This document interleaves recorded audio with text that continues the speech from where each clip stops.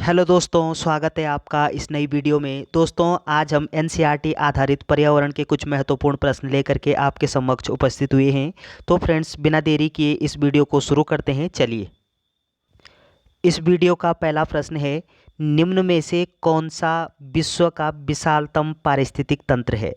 विश्व का विशालतम पारिस्थितिक तंत्र बताना है आपको। ऑप्शन ए है समुद्र, ऑप्शन बी है घास के मैदान, ऑप्शन सी है वन, ऑप्शन डी है पर्वत। तो विश्व में विशालतम पारिस्थितिक तंत्र क्या कहलाता है? आपका सही उत्तर होगा समुद्र। ऑप्शन ए यहाँ पे सही दिया गया है। अगला प्रश्न है, गहन पारिस्थितिकी, और इसको हम डीप इकोलॉजी के नाम से भी जानते हैं। तो डीप इकोलॉजी शब्द का प्रयोग किया, तो डीप इकोलॉजी शब्द का प्रयोग सबसे पहले किसके द्वारा किया गया है? ऑप्शन ए है ओडम ने, ऑप्शन बी है रोनकियर ने, ऑप्शन सी है क्लीमेंट ने, ऑप्शन डी है अर्नेस नेस ने। इस प्रश्न का सही उत्तर होगा अर्नेस नेस के द्वारा क्या किया गया है? सर्वप्रथम गहन पारिस्थितिकी अर्थात डीप इकोलॉजी शब्द का प्रयोग किया गया है। तो आपका सही उत्तर होगा ऑप्शन डी, यहाँ पे सही दिया गया है। अगला अगला प्रश्न है,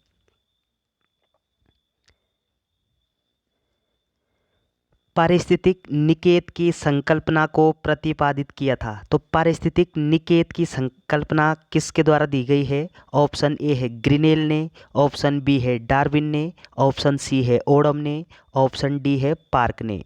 तो आपका सही उत्तर होगा पारिस्थितिक निकेत का जो कॉन्सेप्ट है, जो संकल्पना है, वो ग्रिनेल के द्वारा दिया गया है। किसके द्वारा? ग्रिनेल के द्वारा। ऑप्शन ए यहाँ पे सही दिया गया है। तो ग्रिनेल ने क्या किया था? पारिस्थितिक निकेत शब्द का पहली बार क्या किया था? प्रयोग किया था और संकल्पना प्रतिपादित की थी। ऑप्शन ए यहाँ पे सही दिया गया है। अगला प्रश्न है, इनमें से कौन खाद्य श्रृंखला का निर्माण करता है? चार ऑप्शन दिए गए हैं।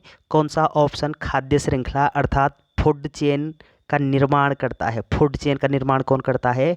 ऑप्शन ए है गेहूँ, घास, गेहूँ, आम। मतलब इसका मतलब होता है कि घास, गेहूँ, इस तरीके से। फूड चेन किसको बोलेंगे? मतलब एक जीव दूसरे जीव पर निर्भर रहता है, जीवित रहता है। इसको हम फूड चेन के नाम से जानते हैं, खाद्य श्रृंखला के नाम से जानते हैं।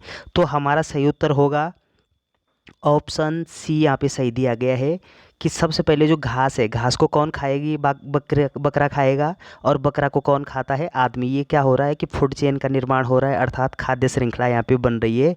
आपका सही उत्तर ऑप्शन सी यहाँ पे सही दिया गया है। अगला प्रश्न है, खाद्य श्रृंखला में मानव है। तो खाद्य श्रृंखला में मानव क्या कहलाता है? ऑप्शन ए है एक उत्पादक, ऑप्शन बी है केवल प्राथमिक उपभोक्ता, ऑप्शन सी है केवल द्वितीय उपभोक्ता, ऑप्शन डी है प्राथमिक व द्वितीय उपभोक्ता। तो खाद्य श्रृंखला में मानव का जो स्थान है वो क्या कहलाता है? आपका सही उत्तर होगा प्राथमिक व द्वितीय उपभोक्ता। तो मनुष्य क्या करता है कि पेड़ पौधों यानी प्राथमिक जो उत्पादक होते हैं उनको भी खाते हैं, और द्वितीय जो उपभोक्ता होते हैं उनको भी खाते हैं। तो ऑप्शन डी यहाँ पे सही दिया गया है। अगला प्रश्न है, इनमें से कौन सा पौधा नाइट्रोजन स्थिरीकरण में सहायक नहीं है? जो नाइट्रोजन स्थिरीकरण नहीं करता है वो बताना है आपको। ऑप्शन ए है चना, ऑप्शन बी है मटर, ऑप्शन सी है सेम, ऑप्शन डी है धान। तो इस प्रश्न का सही उत्तर होगा धान। ऑप्शन डी यहाँ पे सही दिया गया है। तो धान, बाकी की ये जो तीन जो फसलें हैं, चना, मटर, सेम, ये दाल वाली फसलें होती है। और दालें वाली जितनी भी फसलें होती है उनकी जड़ों में एक बैक्टीरिया पाया जाता है, राइजोबियम बैक्टीरिया। वो नाइट्रोजन फिक्सेशन में क्या होता है? नाइट्रोजन स्थिरीकरण में सहायक होता है। तो इसमें से जो धान होता है, धान की जड़ों में नाइट्रोजन राइजोबियम जो बैक्टीरिया होता है वो पाया नहीं जाता है। अर्थात हम ये कह सकते हैं कि नाइट्रोजन स्थिरीकरण में ये सहायक नहीं होता है। ऑप्शन डी यहाँ पे सही दिया गया है। अगला प्रश्न है, नाइट्रो स्थिरीकरण जीवाणु है।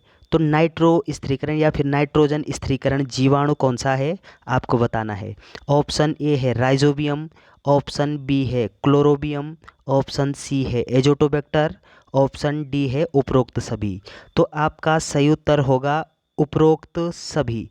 ये तीनों जो बैक्टीरिया हैं ये क्या होते हैं? ये नाइट्रोजन स्थिरीकरण जीवाणु होते हैं। तो आपका सही उत्तर होगा उपरोक्त सभी। अगला प्रश्न है, वर्षा की मात्रा निर्भर करती है।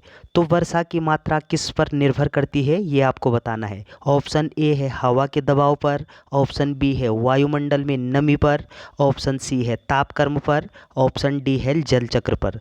तो आपका सही उत्तर होगा वायुमंडल में नमी पर। क्या होता है, इस प्रश्न का सही उत्तर होगा वर्षा की मात्रा किस पर निर्भर करेगी, आप बोलोगे वायुमंडल की नमी पर निर्भर करता है। ऑप्शन बी यहाँ पे सही दिया गया है। अगला प्रश्न है, परितंत्र में ऊर्जा का पिरामिड होता है। तो परितंत्र में ऊर्जा का पिरामिड कैसे होता है। ऑप्शन ए है सदैव उल्टा होता है, ऑप्शन बी सदैव सीधा होता है, ऑप्शन सी सीधा तथा उल्टा दोनों होता है, ऑप्शन डी उपरोक्त सभी। आपका सही उत्तर होगा ऑप्शन बी सदैव सीधा होता है। परितंत्र में ऊर्जा का जो पिरामिड होता है वो क्या होगा, सदैव सीधा होता है। ऑप्शन बी यहाँ पे सही दिया गया है। अगला प्रश्न है, साल, सागौन तथा शीशम किस बायोम के वृक्ष हैं। आपसे प्रश्न पूछा जा सकता है कि साल तथा सागौन तथा शीशम ये किस बायोम के वृक्ष हैं। ऑप्शन ए है मानसूनी वायोम, ऑप्शन बी है भूमध्य सागरीय वायोम, ऑप्शन सी है विषुवत रेखीय वन वायोम, ऑप्शन डी है मानसूनी सदाबहारी। तो इस प्रश्न का सही उत्तर होगा आपका मानसूनी वायोम। ऑप्शन ए यहाँ पे सही दिया गया है। अगला प्रश्न है, निम्नलिखित में से शीत मरुस्थल है।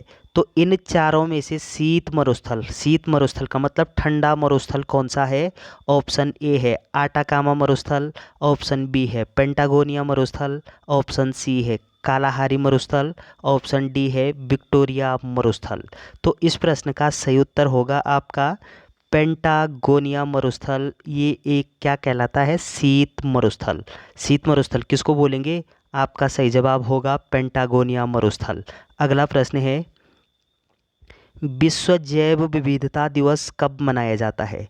विश्व जैव विविधता दिवस की बात कर रहे हैं यहाँ पे।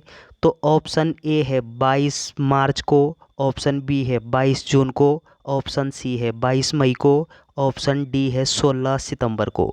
तो आपका सही उत्तर क्या होगा कि विश्व जैव विविधता दिवस 22 मई को मनाया जाता है। ऑप्शन सी यहाँ पे सही दिया गया है। और 16 सितंबर को कौन सा दिवस मनाया जाता है, आप बोलोगे ओजोन दिवस। ओजोन दिवस कब मनाते हैं, आपका करेक्ट आंसर क्या होगा 16 सितंबर को। और 22 मार्च को क्या मनाया जाता है, आपका जवाब होगा विश्व जल दिवस। तो विश्व जल दिवस कब मनाया जाएगा, आप बोलोगे 22 मार्च को। और 22 मई को क्या मनाते हैं, आपका सही उत्तर होगा विश्व जैव विविधता दिवस। चलिए अगला प्रश्न है, जैव विविधता निर्भर करती है। तो जैव विविधता किस पर निर्भर करती है। दोस्तों, जब हम इस जैव विविधता के संदर्भ में बात करते हैं तो जैव विविधता किसको बोलते हैं, पहला समझने वाली बात यह है कि जीव जंतुओं में जो विभिन्नता पाई जाती है उस विभिन्नता को हम क्या बोलते हैं, जैव विविधता। अब आपको बताना है जैव विविधता किस पर निर्भर करती है। ऑप्शन ए है जलवायु पर, ऑप्शन बी है तापमान पर, ऑप्शन सी है आर्द्रता पर, ऑप्शन डी है उपरोक्त सभी पर। तो इस प्रश्न का सही उत्तर होगा उपरोक्त सभी पर जैव विविधता निर्भर करती है। ऑप्शन डी यहाँ पे सही दिया गया है। अगला प्रश्न है, संयुक्त राष्ट्र संघ ने 2011 से 2020 को कौन सा दशक घोषित किया है। तो संयुक्त राष्ट्र संघ यूएनओ के द्वारा 2011 से 2020 का जो दशक है इसको कौन सा दशक घोषित किया था, आपको बताना है।